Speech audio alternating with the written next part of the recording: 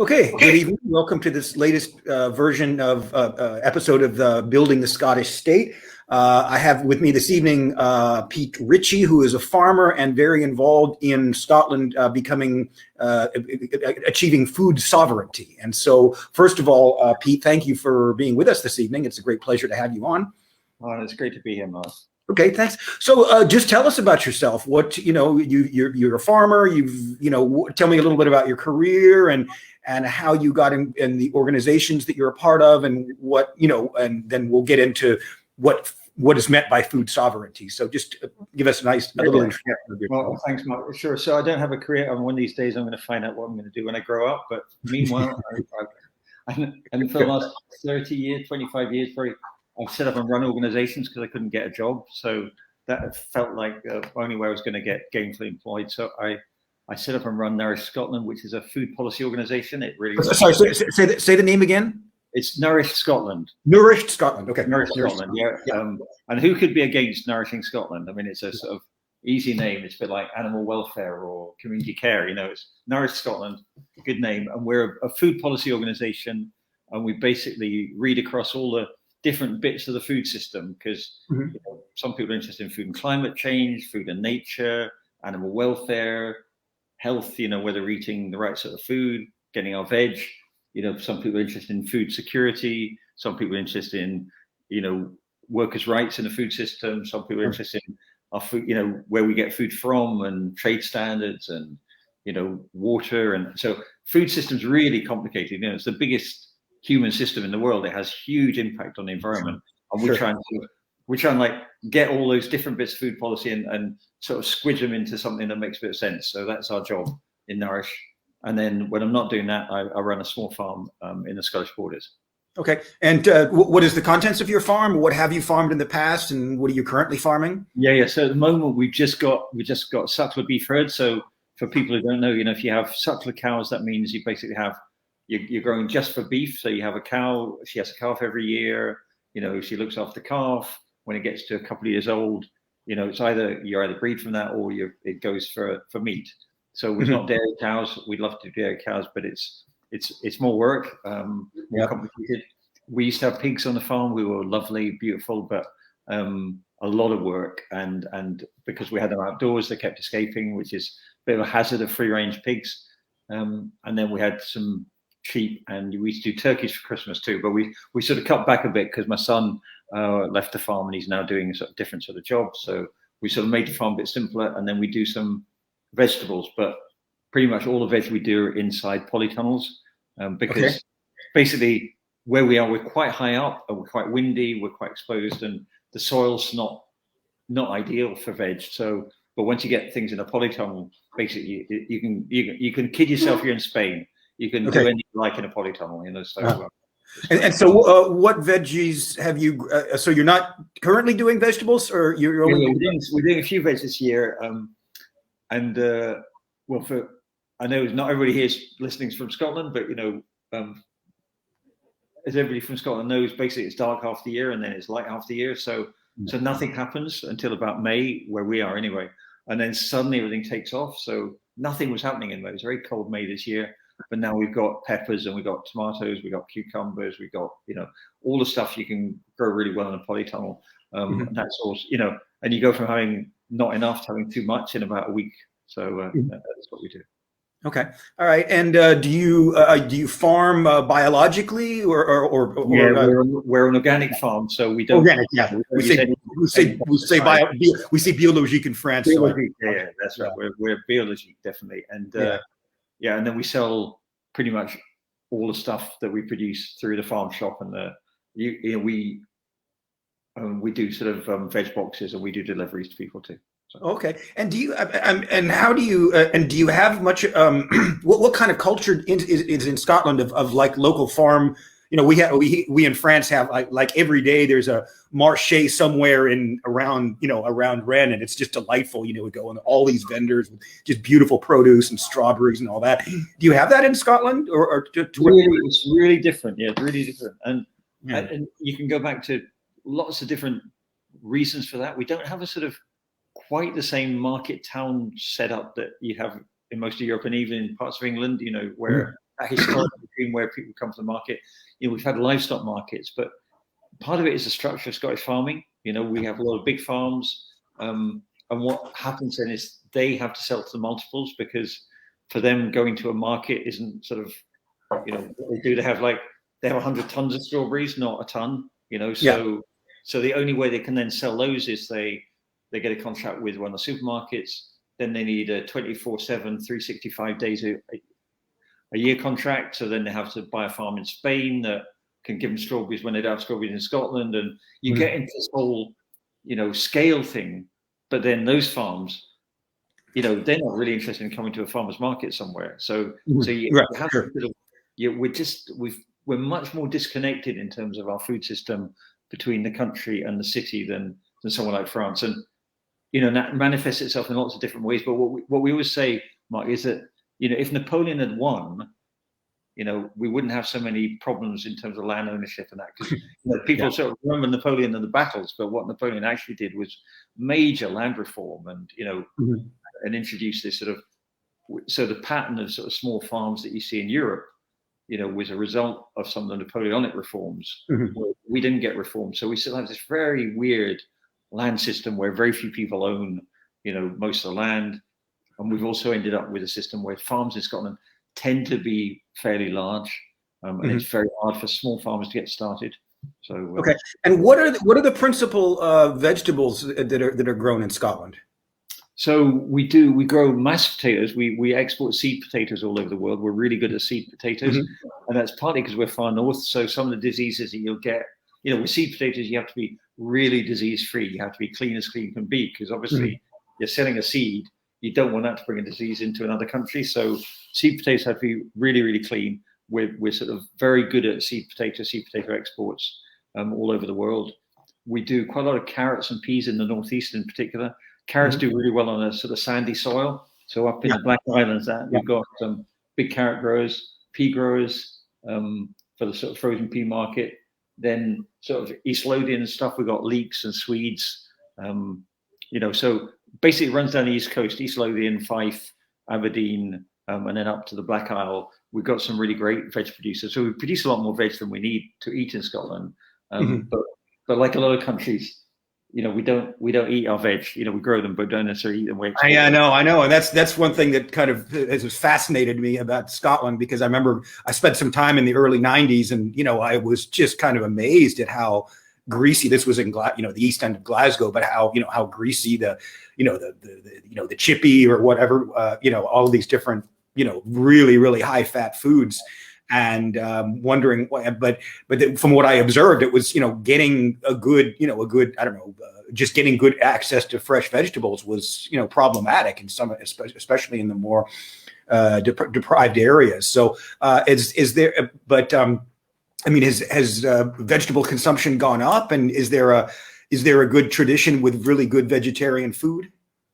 Oh, lots of questions in there. I mean, one of the things we always say, and it relates to this sort of food sovereignty issue, is that what happened in Scotland, we always say you have to go back in history to understand these patterns, because it's no good looking at what's happening now and think, oh, well, that's because the people are weird, or because, you have to understand where it comes from. So what happened in Scotland between 1750 and 1850, Scotland went from being one of the most rural countries in Western Europe to being the second most urban. So behind the Netherlands, it became a highly urbanized country.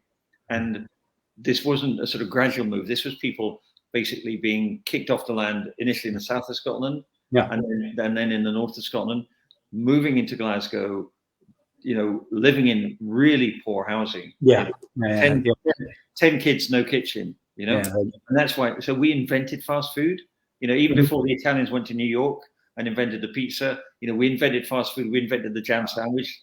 We invented sliced bread. We invented jam made with marrows because it was cheaper.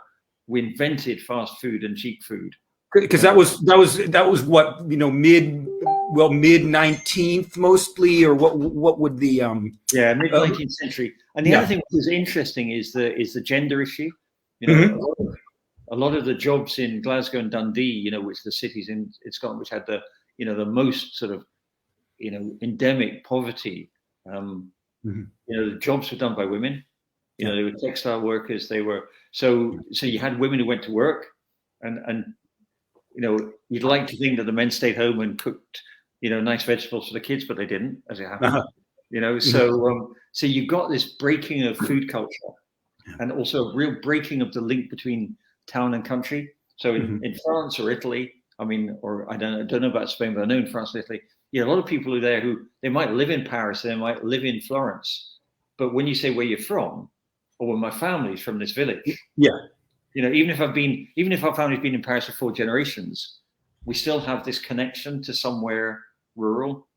Whereas that link in Scotland was very broken. So we have people, we have this real split between people who've, always lived in rural Scotland, and these people who've always lived in urban Scotland, and really the two don't connect very well. So. No, exactly. I live in Rennes in Brittany, and people identify themselves often as more Breton than French. But there's a really deep attachment to the land, and even living in a place like Rennes, I can get on my bike, and in 10 minutes I'm essentially in the country. And so.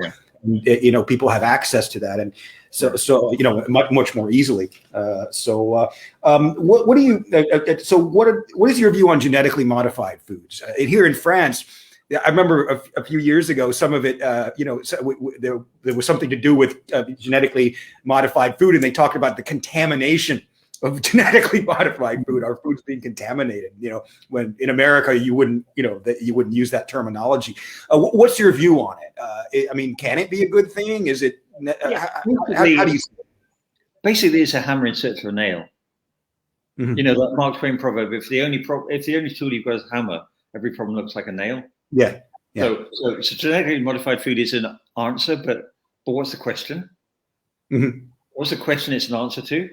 And that's always quite difficult to find. So genetically modified soy is not the question about, how can we drench our fields in herbicide and still grow soy? Well, I know what, we'll invent a soy that you can spray herbicide on and doesn't kill it. So we can spray herbicide all over the paddock, and it doesn't affect our soy. Now that's a really weird problem to have. Do you know what I mean?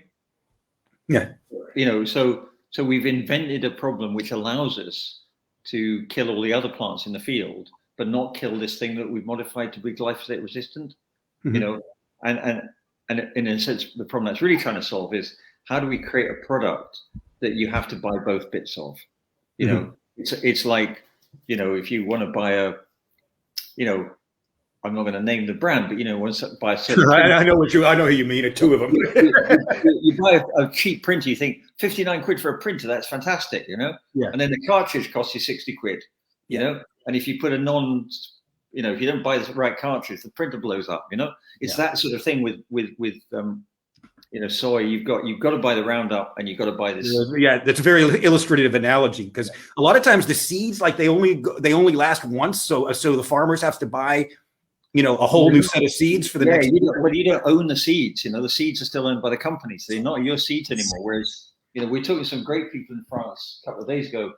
They're down near Lyon, and they have a fantastic project there, which is all about, breeding, but also retaining varieties that are particular area that suit their soil, suit the climate, are diverse, and the problem with the GM stuff is, had big argument with somebody about GM aubergine, GM brinjal, because, and it was about solving this particular pest problem, which you can solve in lots of different ways. You don't have to do GM to solve it, right? You don't have to GM. But the problem is, even if you found this GM brinjal, GM aubergine that was like great, you then have one aubergine that looks the same. Like the aubergines we have in the UK tend to be all purple and all the same size.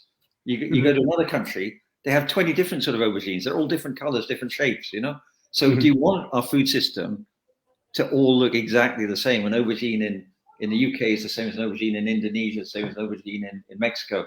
Or do we want the diversity, the sheer joy of having difference, apart from the fact that when the next pest comes along, if you've got 30 different sorts of aubergine, one of them is going to be much better resisting it than the rest, Yeah. Okay. And questions that came up a couple of times are GM crops the answer to solving world hunger? Given that it's getting a lot hotter, there's a lot of terrain that's not going to be arable, in the future, and maybe I mean, being able to working with genetically modified food could be an answer to that. I have no proposed. Yeah, no, that's wrong question again. I mean, there's no shortage of food in the world. Okay. End of, and there's no technical difficulty in producing more than enough food for everybody. We haven't even begun to sort of, we're nowhere near testing the limits of how much food we could produce in this world if we wanted to. The reason people are hungry is they don't have any money. There's no other reason people are hungry. They're hungry because they don't have any money. There is no shortage of food in the world. We pay lots of farmers, basically not to produce food. Yeah. In the north of the world, we've taken huge areas of land out of production recently. We've put them into trees. There's huge productivity gaps. We could increase productivity, double productivity, and there's still lots of land in the world that's not being used, that's rain-fed, suitable for agriculture. So there really isn't a production problem in the world.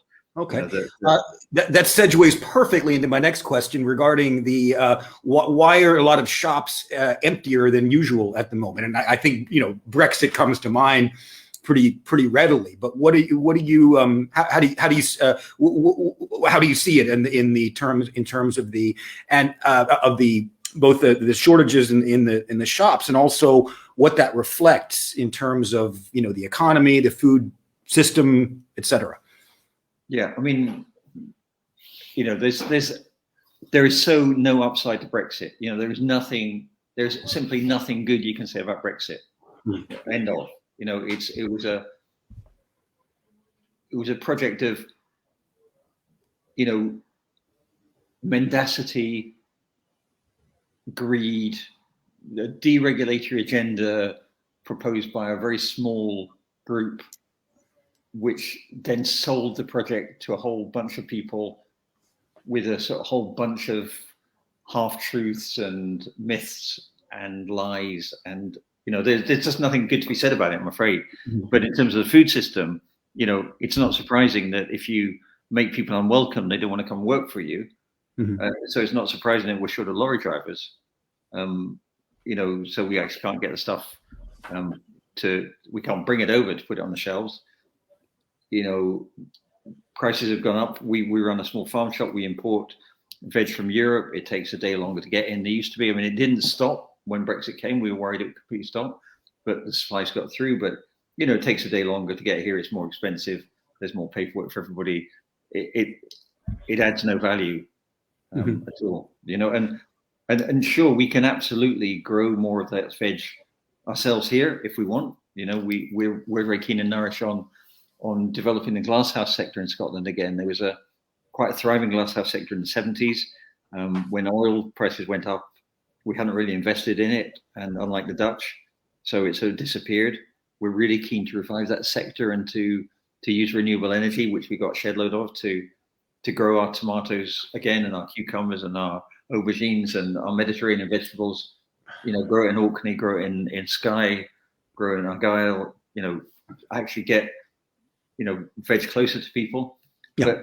But that whole idea, there's so for particular things, there's some good reasons why it makes sense to grow, more of our stuff within Scotland, within the UK. But we didn't need to do Brexit to do that.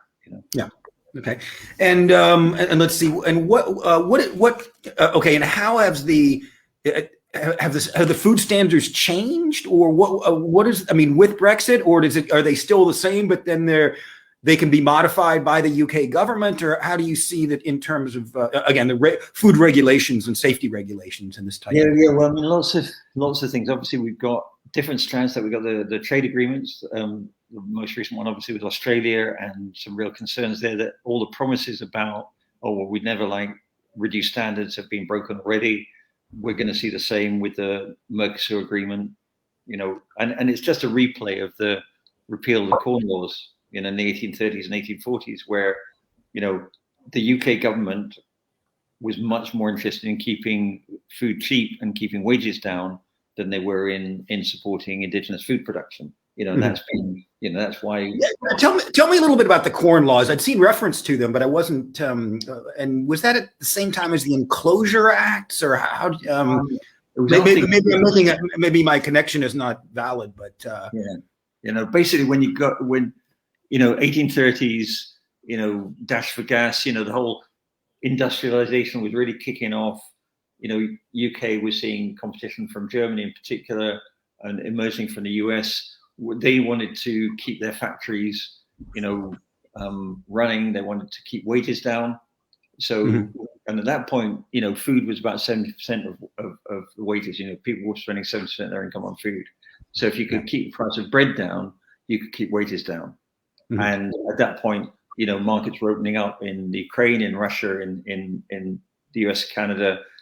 The price of carting stuff across the sea had gone down. You could get more stuff here quicker with the steamship. So you've got that perfect storm in the sense that the price of imports, you could hold it down as long as you took the tariffs off. Before that, we had tariffs on imports. But if you took the tariffs off, then you could import corn cheaper, into the UK than people could grow in the UK. So the whole battle about the corn was do we look after the farmers and the landowners, or do we look after industrialists? And we went with industrialists. And that's been a reflection of, if you like, a cheap food culture in the UK that's just been there ever since. So we, as people, we spend less of our disposable income on food than most people in Europe, certainly than French and Italian and Spanish people. So we don't think it's, we try to reduce the amount we spend on food. And that, so that's been one reason why we're, food standards are less important in some ways than cheap food for the UK government. But the other thing, obviously, that's happening in terms of the question in the chat about what we can do under Scots law, trade obviously is reserved at the moment. So although we've got a sort of quite good embryonic sort of shadow trade policy in Scotland, we obviously can't implement that. So we can't change those standards for stuff down the UK. And then even if we tried to do something under Scots law, we've now got the Internal Market Act, which means that essentially any attempt to differentiate standards between Scotland and England is subject to legal challenge. And that challenge probably wouldn't be decided in the courts. It would be decided by an administrative office that's part of the Competition Markets Authority. So it does constrain Scottish government's freedom to operate in that sector, definitely. Okay, let's get on to the subject of food sovereignty, and I believe the viewers saw a short a paragraph about food sovereignty for Scotland. But how would you define it in your own words?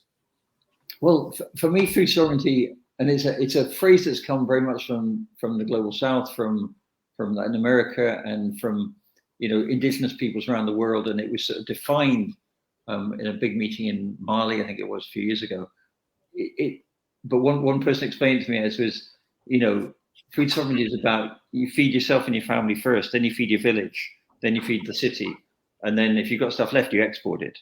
And that is, for me, that sort of sums it up, that you concentrate your food policy on how do we nourish our own people, and then how do we export what we don't need. And help other people who either can't grow what we can grow, or have more people than land. So we need to shift the food around. But that's not how a lot of previous colonies are still having to operate under, if you like, a neo-colonial model where the emphasis is on producing crops for export and not so much on producing nourishing food for people. And a lot of small farmers around the world are sort of trying to challenge that and go, no, we need to feed our own people. So there's farmers all over the world in different organizations who sort of try to change their focus towards saying, no, we're going to try and produce healthy food for people near where we live, rather than sugar, rather than tobacco. We were talking to some people from Malawi recently who shifted from tobacco to macadamia nuts, but before that, the emphasis was produce tobacco as a cash crop, export it, and then use that money to buy food. But often we're ending up buying food that was produced in another country. Wasn't your own, wasn't your own native seeds, wasn't your own culture, So that real displacement between what we grow and what we eat, that and food sovereignty is trying to bring those things closer together. But we have the same issue in Scotland, like you were saying earlier on about markets and stuff. We produce a lot of vegetables, we export most of them. for example, we use a huge amount of our land for lamb, for sheep and lamb. And we think that's sort of really traditional, but actually it's not. We've always had sheep in the borders, but they were grown for wool. But this idea about producing sheep for meat is really relatively recent. It's something nobody in Scotland eats lamb. If you talk to butchers in Scotland, they say the people who eat the lamb are the English people who've moved to Scotland. But it's just not part of the Scottish diet, and yet a lot of our land is used for that. So we have this mismatch between what we produce and what we eat. Same with fishing. People say, well, 90% of the fish we land, we export. 90% of the fish we eat, we import. So this sort of mismatch, our food system isn't designed in any way to, to nourish people of Scotland. And food policy has been very much geared towards export. The whole policy for Scotland Food and Drink used to be export first. In the last 2 years, it's really interesting that policy has pivoted. So when you read their post-COVID policy, it says produce for the local market first and then export. And that's been really interesting. And it's to some extent, it's a reflection of COVID, because all over the world, people have been waking up during the pandemic, during lockdown, and gone, so, why is there no local food here? Why can't we get food? Well, we can't get food because we're relying on really long food chains. And we're exporting the food from near to where we live to somewhere else. And then we're importing food from a long way away to here. And a lot of people in COVID woke up and thought, I'm not sure this system's helping us. And I'm not sure it's helping the farmers. Okay, and let's see. And for Nourish Scotland, what progress have you made in terms of affecting policy upon, establishing or reestablishing food sovereignty in Scotland? What are some of the positive policy initiatives you've proposed? What's been the reaction of the Scottish government or even the UK government? Just give us a little idea of where you are in establishing food sovereignty in Scotland. Yeah, our sort of flagship policy is around the right to food, and the right to food. It sort of sounds like a slogan, like the right to party, but it's part of international law. It's set out in international law, and it's set out in a treaty that we've signed as a UK government, but we're not bound by because we haven't ratified it into UK domestic law. So this idea about the right to food is very much that saying, government's got a duty to make sure that people can eat well, and to do that in a way that's sustainable now and into the future. But the government should actually manage the food system so that it delivers what people need rather than what food businesses find it most profitable to do, which means you have to change the rules of the game so that what food businesses do is more what we need, and less, as I say, under the current rules, what it's profitable to do. So what the right to food does is it places duties on government to ensure that people are well nourished. Okay. All right. And that's fundamental to food sovereignty, because it's turning food policy upside down and saying, the purpose of the food system is to feed people well and to not screw up the planet any more than we have done already. And let's run the food system as if that's what we meant to do. Okay. All right. And what can the Scottish government do now under as a devolved parliament? And once it would once Scotland becomes independent and has full powers over things like food and food regulation and this type of thing, what policies could be adopted in an independent Scotland that would promote this and make it much more of a reality than it is currently? Sure. Well, there are things it can do already. So we don't know going forward with things like the Internal Market Act and the Public Service Regulations.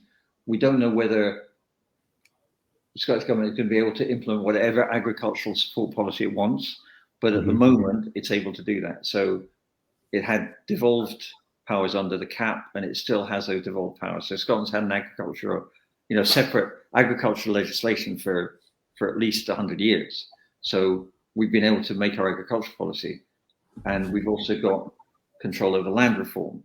So we could do a lot more with that policy to support small-scale farms, to support links between, farms and towns, to develop that side of the sort of food culture, which is about connecting citizens with farms, trying to create some of that thing that we take for granted in lots of Europe, but isn't here at the moment. And we can also do a lot to reduce the nutritional gap. We really have a two-tier food system in Scotland. So, if you're living on a low income, it's really hard to eat well. Yeah.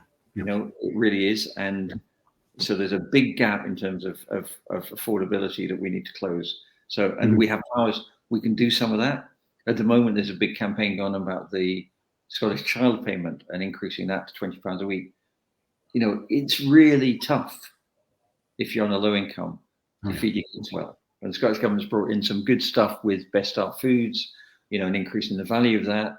But, if parents can't feed their kids well, then, you can't really get started. That leads to all kinds of all kinds of societal problems, and the stunted growth, and just the deep concern that the mothers have, and the parents have, and the kids, and that the stress, the anxiety, it all has this kind of cascading effect over society. Yeah, it's a really good point, Mike. We did a little bit of work a few years ago with we went and talked to children, and we didn't ask them about their experience, but we created this imaginary family, and we talked to them about this family, and we said, oh, look, this has happened, and there's no food in the cupboard. What do you think? What do you think about that? And the kids, these were like 7, 8-year-old kids, and you just think, oh, they're so smart kids, they're so thoughtful. And they said, I'd be worried for my mum because she'd be worried. Yeah. If I was that child, I'd be worried because my mum would be worried. Yeah. Not I'd be worried that I wouldn't have food, but I'd know that my mum was stressed about this. Yeah. And I think that. So I think you're absolutely right. This thing about the foundation is that kids can grow up, not having to worry about where the next meal comes from, and being able to have a variety of foods and enjoy food and start off with a sort of happy relationship with food is like really, really the basis of the whole thing. And Scottish government do quite a lot on that. What it can't do much about, obviously, is trade, and that's hugely important. We were talking about the food standards earlier on, and until we have our own trade policy, it's going to be really hard to put our money where our mouth is on that. I think that is true. And also, the other thing which I think does is problematic for Scottish government is that the big food companies are all UK based, and particularly the multiple retailers are UK wide companies. We don't have a headquartered big multiple retailer in Scotland, and I think that's a weakness, and I think if we had a publicly owned retailer first choice, it's hard to run a retail company. It's a really tough market there. You need a lot of skills, but having a publicly owned retailer in the mix, I think, would be really helpful. Because it would allow you to set really high standards in terms of wages and labor and sourcing policies, and and I think that would be a great thing to have a look at. But again, easier with independence, but possible probably without. I think it's obviously, the big thing for us would be getting back into Europe, because Europe is now, they developed the farm to fork policy a couple of years ago, and they're now starting to look at a sustainable food law, which would provide this sort of framework, just like we're trying to get a bill in Scotland, the Good Food Nation bill. In the EU, they're trying to get this sustainable food law in place, which would really, they won't call it food sovereignty, but it's very much about trying to legislate for a sustainable food system, something that can take human health into account, but also really importantly these issues about climate and nature, because the food system is the most destructive system in terms of climate and nature. We use so much land. Particularly livestock is from what I've understand. livestock is more destructive than, say, fruit and veg. But how do you? Is that the case? It's a number of different things. Obviously, Sure. We're still doing a huge amount of deforestation, and a lot of that deforestation is still for soya. Some of it's for palm oil, but some of it's for soya. And then, that soya is used to feed particularly chickens, but also to some extent pigs and to some extent dairy cows.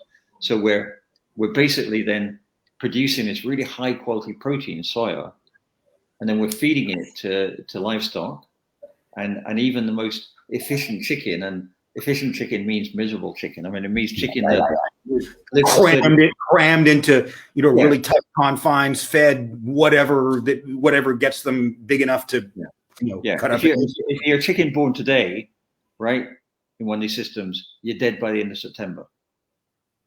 Wow. Okay. Right. Wow. And that would be a slow growing chicken, right? So the last 20 I didn't know that.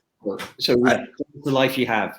You're born, you live in a shed with 10,000 other chickens, and then somebody picks you up and you put on a line and you go through a path of. I've read articles about working in slaughterhouses. Yeah. It's if that's what it takes, let's have lab meat any day. If that's how we have to keep animals to eat meat, I don't think we should be doing that. But Nourish is not anti-meat. We're just saying we have to have less and better meat, and there are livestock systems that are high welfare where the animals genuinely have lives worth living. What we used to say on the farm is, our goal was that our animals don't have a bad day in their lives. Yeah. We think that's we're very low key. Our animals eat grass. We can't eat the grass. The animals eat the grass. The calves are born. They stay with their mom. They never leave their mom. They never leave the farm. Nobody ever shouts at them. They their last day, they go in a trailer. They go to slaughterhouse. They follow the next cow around the corner, and they get killed. And they get killed within 5 seconds. And they don't know it's coming. Now that's like, I can quite understand people don't want to eat meat at all. They don't like to kill animals. But if you're going to do animals, having them eat grass, having them have this sort of quite, a life where you go out, you can browse the trees, you can be with a herd, you can express your natural behavior, you can sleep where you want, you all of that stuff that people, the best animal systems have. I think you can sort of say, well, these animals had lives worth living. So, it's very profound. I hadn't heard it expressed that way. Okay.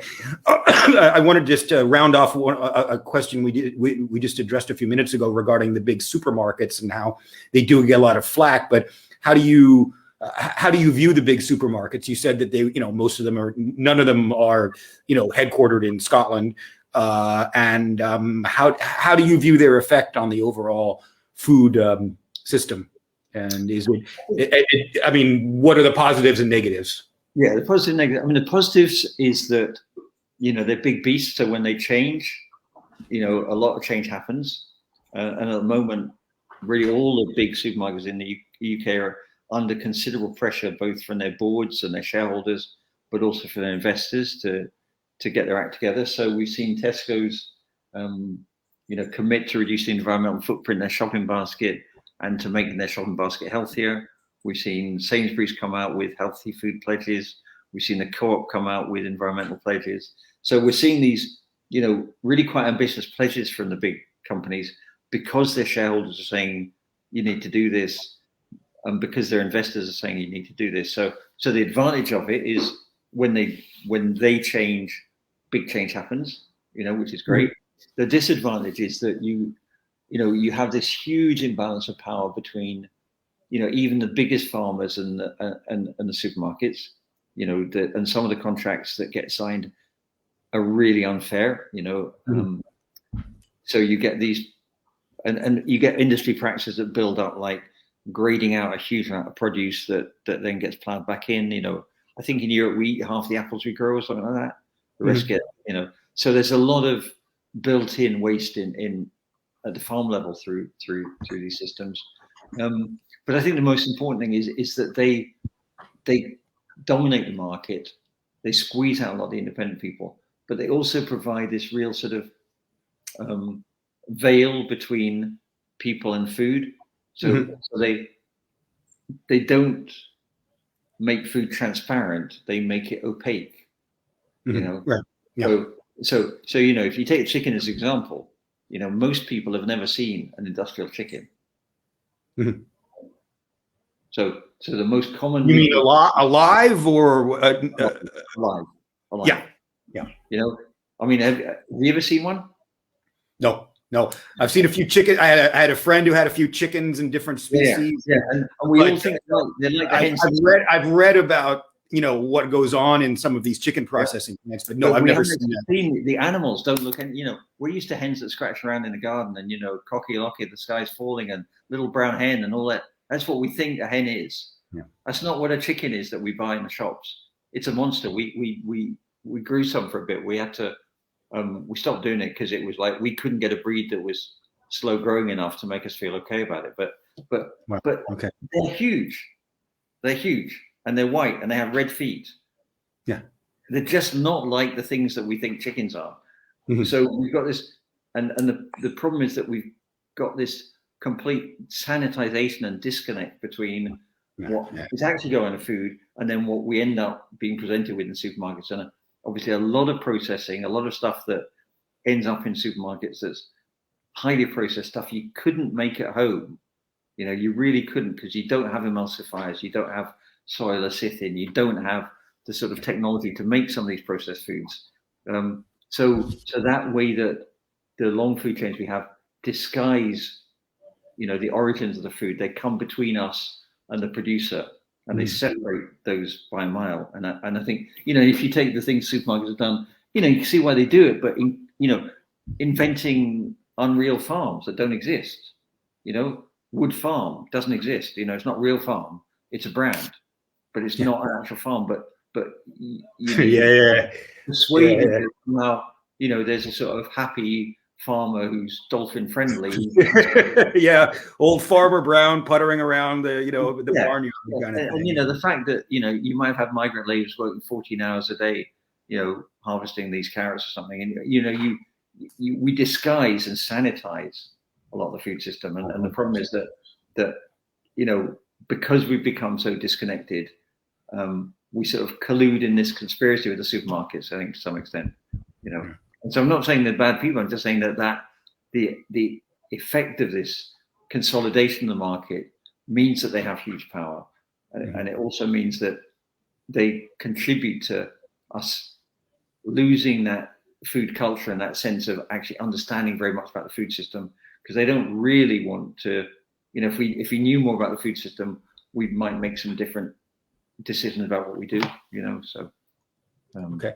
I've been going through a few of the questions. How do we encourage Scottish producers not to succumb to the pressure of Tesco and the likes? And we've had similar things in France. I mean, you have Leclerc and Auchan and the other, you know, huge supermarkets, and you've had, you know, big protests by the milk producers. But I mean, I don't know. You know, I have no view on whether it's better handled in Scotland. But what is your view on that, and how? Basically, how you as a farmer, how well are you or your colleagues able to stand up against the big, you know, the big, you know, the big supermarkets in terms of, you know, price fixing or this type of thing?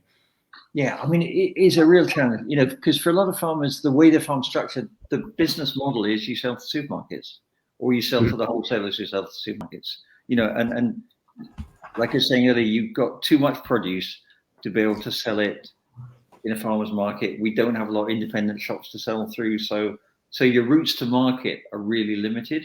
What we usually say on the farm here, we have maybe, you know, 500 to 1,000 customers. You know, the average farmer in Scotland has one customer, or if they're lucky to sell to two multiples, they have two customers. That's it. So those customers, you know, are hugely powerful. So what we've missed in, you know, in Scotland is other ways for farmers to get their stuff to market. In France, you've got this really active AMAP scheme, you know, with citizens supporting farmers. As you said earlier, you've got got farmers markets, you've got more ways in which people can get their stuff sold. You've got the network of biologique supermarkets. I can't remember what it's called, but it's there's another alternative there. We just have few alternatives. People are trying to build those alternatives. So people like Green City Whole Foods, Locavore in Glasgow, Franco Maggiotto in Edinburgh. You have people who have, really gone out of their way to try to source directly from Scottish farmers. But we need to build that whole bit of the economy up. What we have at home is we still have about 200 families who they pay the farm every month, maybe 40, 50, 60 quid a month. Sometimes they spend all of that on food. Sometimes they spend more than that. Sometimes they spend less than that. And over the year, it balances out. So, what that means is we know we've got that income coming in. We can budget for that.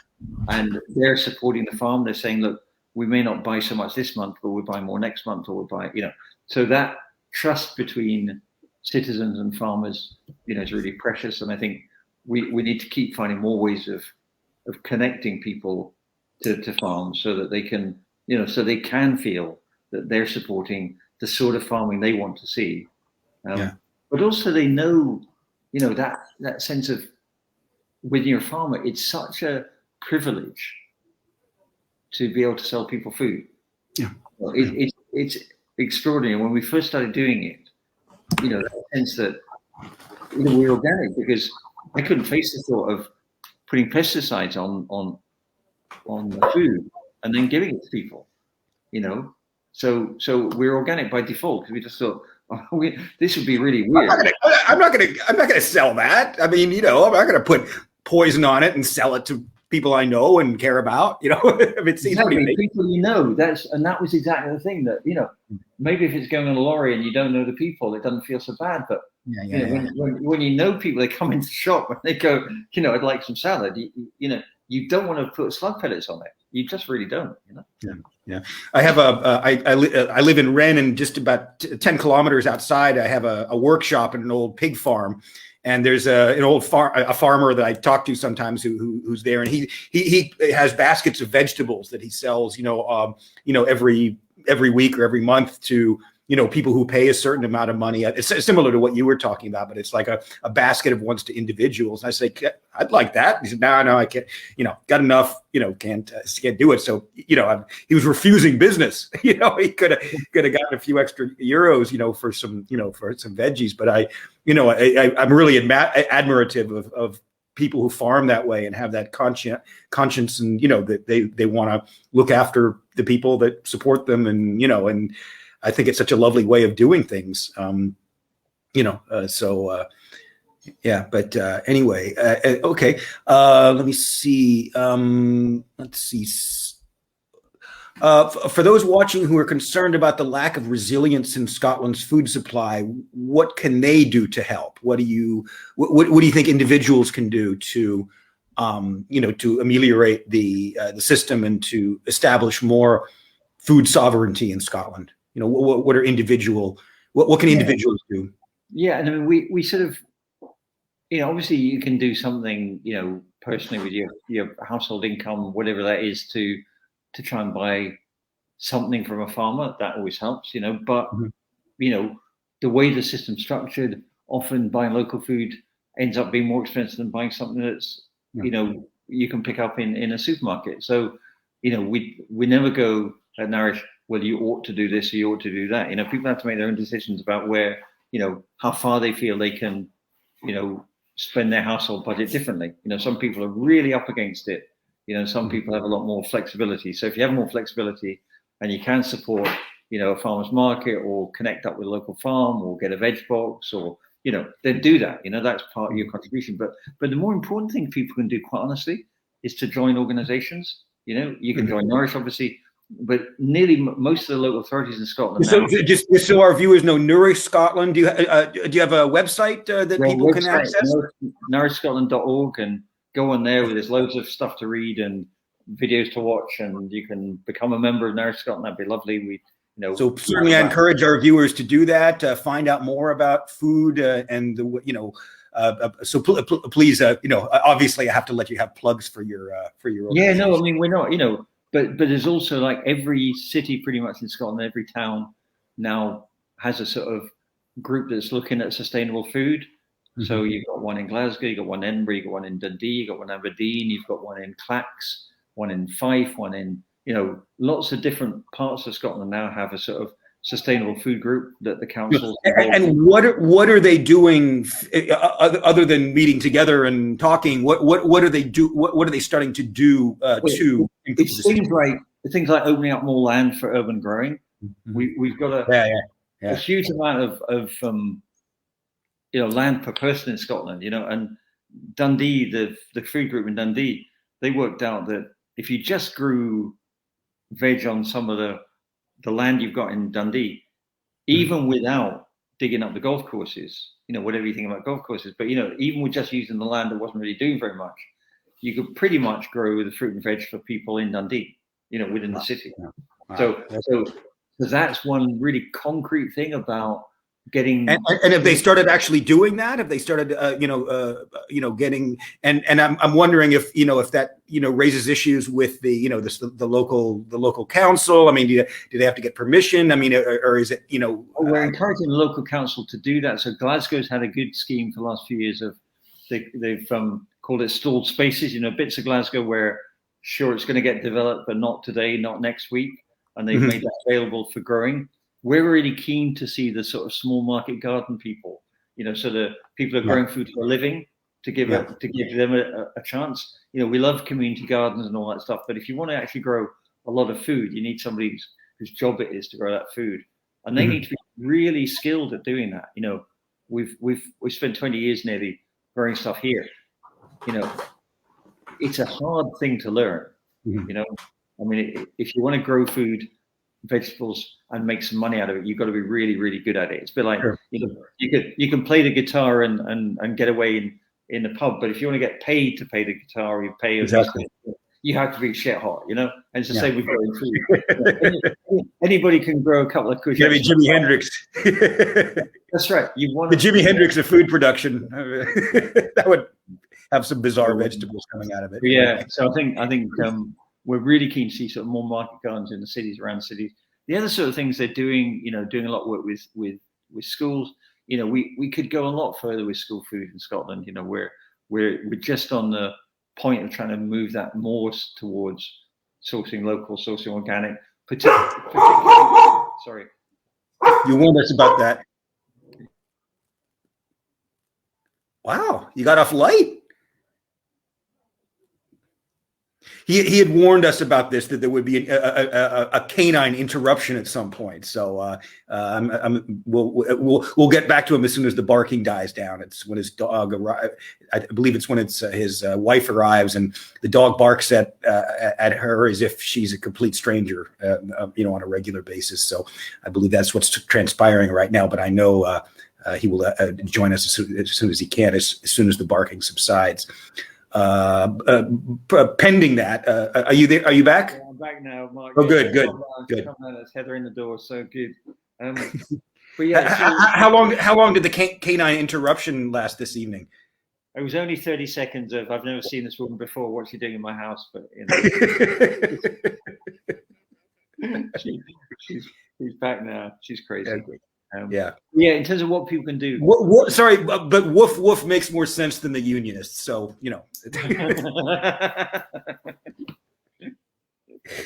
I just want to say I before we wrap this up, I've seen all of the lovely comments that appear at the bottom of the screen. I'm so sorry we couldn't have addressed it, but I'm really encouraged by the positive response that we've gotten from this conversation. So, in the time remaining, what else would you like to say about food sovereignty and about the realistic prospects of actually making it happen?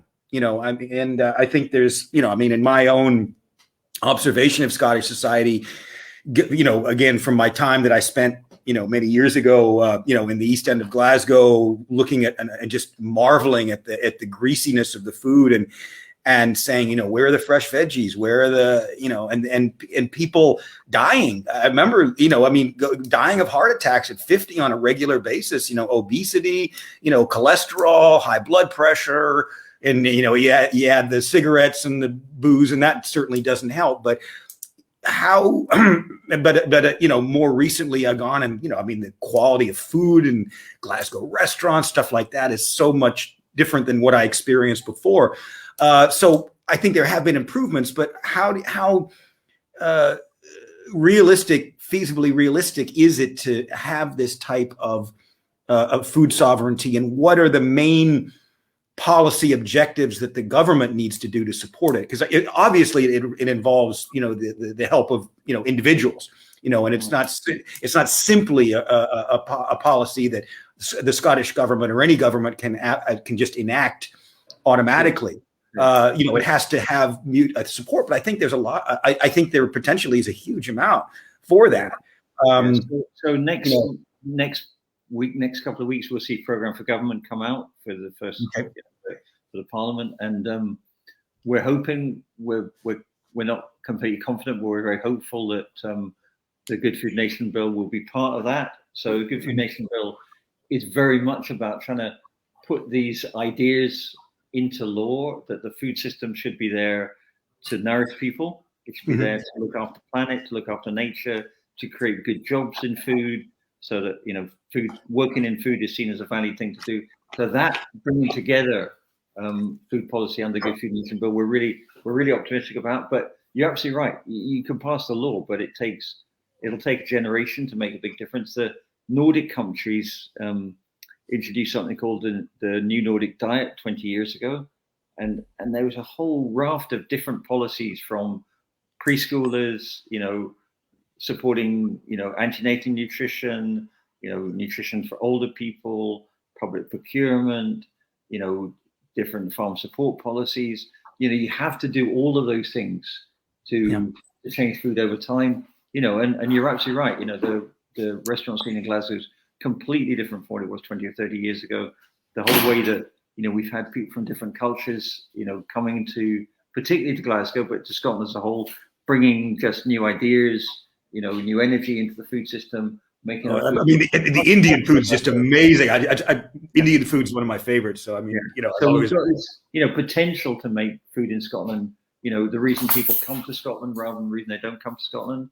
And we've got so much energy in the system. When you go to Glasgow, every time you go back, there's another community garden started. There's another few projects started. There's just so much interest in this in Scotland. So we do have this great potential, but it's going to take time. It's going to take time. You can't change 200 years of culture overnight. Yeah. But you, in your view, it's moving in the right direction. It's completely moving in the right direction, and it's potentially really exciting. And I have to say, we get frustrated at things moving so slowly. We obviously have lots of colleagues working in other parts of the UK, and they go, "Oh God, could we move to Scotland? Things are going really well there." So even though we think it's bad, actually things are moving along. There's a real, you can see the difficulties for Scottish government. It's not an easy thing to change. We're hoping that they're going to be really bold in this new Parliament, because some of these deep-rooted problems, like people dying young, like you're saying, because of diet, we haven't made as much progress on them as we should have done. And you're not going to make progress if you keep just doing the same things you've always done. So we need to do some new things. Somebody said in the chat, we shouldn't have food banks. We should have people, farmers growing veg for people. That's absolutely right. There's parts of France where they've got projects doing just that. The local government is paying the farmers to bring fresh veg into the cities, and actually people are paying. They have a special card, so they pay less, or they get it for nothing. But it's a dignified approach. It's not a food bank where you just get given whatever there is. Yeah, or humiliating, or the stigma of receiving benefits and stuff like that. So there's no reason at all why we can't. Brazil started it, Belo Horizonte, years ago, where they basically paid small family farms to reduce hunger by producing fresh food for local people. We could do that if we wanted to. We could do lots of things, and this next 5 years has to be a real explosion of experimentation. Do you think independence is required from that? And I wanted to touch on this also, the possibility of joining EFTA rather than the EU, at least in the short term? Would that help to ameliorate things, in turn? For us, EFTA is a trade association. EU's a political project, and I think the political project at the moment on food is heading in the right direction. It's always going to be slow, the EU, but it is moving towards a way of doing food that's genuinely more sustainable, better for people, better for planet. And I think Scotland would both contribute to that, but also benefit from that political process. But yeah, we independence would absolutely help. Not least because we would also, rejoin the EU, but also rejoin other international bodies, that, like the Food and Agriculture Organization, which we should be part of. But we can do a lot. We can do a lot before then. I really think we can do a lot before then. Okay. All right. Is there anything you'd like to add before we say goodbye to our lovely viewers? No, just thank you everybody for listening. And the person who's interested in hemp, absolutely. It's a crop whose time has come, and there's a lot of farmers in Scotland now starting to grow on a small scale, and we're just looking at the barriers to scaling up, which are all as you'd expect to with processing and supply chain. With regard to hemp, I mean that was a couple hundred years ago. That was grown so broadly and was so useful for oil, for obviously its medicinal qualities, rope. Fabric, and from what I understand, I read a book, The Emperor's Clothes or something like that, about it. And from what I understand, I think it was the 1930s, the DuPont company, other big American multinationals, led a campaign against it because they didn't want to compete with hemp, for things, or even paper. Paper can be made with hemp massively easier than with wood. I mean, the production is, much beyond that. So, I mean, it apart from its medicinal purposes, I mean, its practical usage that has been lost since it was made illegal by the United States. And I guess the United States told everybody else they better make it illegal too, or else all got tied up with the war on drugs. And we could talk about that for a long time. It's a really useful crop, grows well in Scotland. As you say, there's a lovely new Scottish startup that's making insulation products from hemp. So you're locking up carbon with growing the hemp, and then you stick it in your house instead of sticking in, synthetics, and plastic-based insulation products. You're sticking in a natural product. It lasts a long time. It does a good job, and you're basically storing carbon in your house. So, what could be better? Yeah. Okay. All right. Let's see. So, if you want to look through the questions, if there's anything else you want to address before you make any kind of closing statement. Okay, so a quick one about young farmers coming into the industry. Yeah, a lot of people want to get in, but as we said earlier, they don't have access to land is tough. Access to funding to get started is tough at the moment, but also access to skills and training. We don't make it a career that's valued. So particularly if you want to do things like veg growing, the only way you sort of learn at the moment in Scotland is you have to learn on the job, whereas in other European countries, the Netherlands, for example, it's seen as a proper career. You go and learn how to do this properly. So I think there are young people who want to get in, but we don't really have a training process or a career structure for them. And I think we do a disservice to farming if we don't think it's worthy of a career. If we just think, oh well, anybody can do it. Yeah. And just quickly, do you have a need for migrant laborers on your farm, and have you suffered from a shortage of them? No, farm. We're too small to worry about that. There obviously are shortages in other parts of Scotland, and to be honest, if we, I suppose our view would be that it shouldn't be anybody's job to have to do a job that a machine could do. If your job is simply one part of a process and your job is to pick leeks up out of the ground and cut the leaves off them and put them in a box, and that's what you do 12 hours a day, that's not human flourishing for us. That's not a job that, it's understandable people want to do that job. And the fact that we can still rely on migrant workers from, the Ukraine or something to come and do that job because their wages are so poor. We need in the longer term either to have much smaller scale veg production, so the jobs are more interesting, more varied, or we get robots to do it. But the relying on this sort of very 19th century model of, manual labor, where the only bit of the job you do is one task and you're alienated from the rest of the supply chain.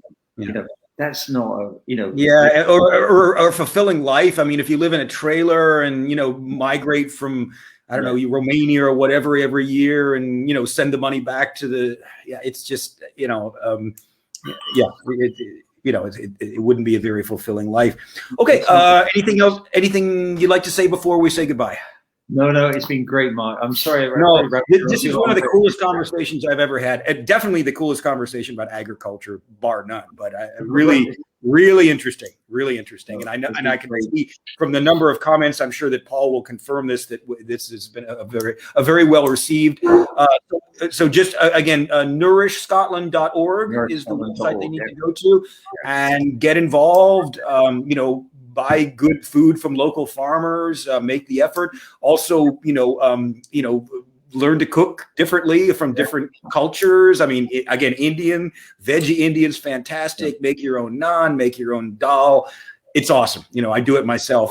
And I hope that, within a few years living in France and having this amazing food culture, that a lot of that could be learned and replicated in Scotland, because you deserve it as a people. You deserve it to be healthier, to live longer, to eat better, to not have the effects of having a chippy most days because it's the cheapest thing around, and it gives you enough calories to live on, but hardens your arteries, all of these things. So and it's up to you, our viewers and others, to make that happen. The government cannot simply impose any law that will make this stuff change like magic. It has to be done. In France, it's been centuries that they've been at this, and very highly regarded for it. So okay. If there's anything else, if there's nothing else you'd like to say, we'll just say goodbye for the evening to our viewers, and just thank you so much for being with us this evening. You're welcome, Mark. Thanks very much for having me on. It's good. All right. See you Absolute soon. pleasure. Yeah. Thank